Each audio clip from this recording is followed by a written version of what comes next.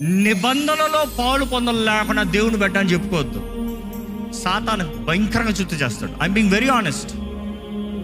Your Christianity is not your religion. Following Christ personal it's a personal decision, personal commitment. మీ నాన్న క్రైస్తవుడు కాబట్టి నువ్వు క్రైస్తవుడు అవ్వవు, మీ అమ్మ క్రైస్తవురాలు కాబట్టి నువ్వు క్రైస్తవుడు అవ్వవు. నువ్వు వ్యక్తిగతంగా క్రీస్తుని నీ జీవితాన్ని సమర్పించుకుని క్రీస్తుని సేవిస్తూ మాత్రమే క్రైస్తవుడు. That's all. క్రీస్తు చేతుల్లో సమర్పించుకుంటున్నప్పుడు నిబంధనలోకి వస్తుంది.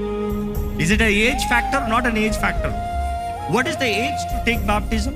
The day he can recognize, that is the age. The day he can know I am a sinner, I need Christ. That's all. Not small, not old, not young, not mid. No age limitation. ఎవడైనా సరే that is limitation. The more you delay, అపవాది దోచుని పోతున్నాడు. ఎందుకంటే ఎక్కడ చూసినా అంధకారం ప్రభావం, ఎక్కడ చూసినా అపవాది ప్రభావం. నిన్ను తప్పించేవాడు దేవుడు మాత్రమే.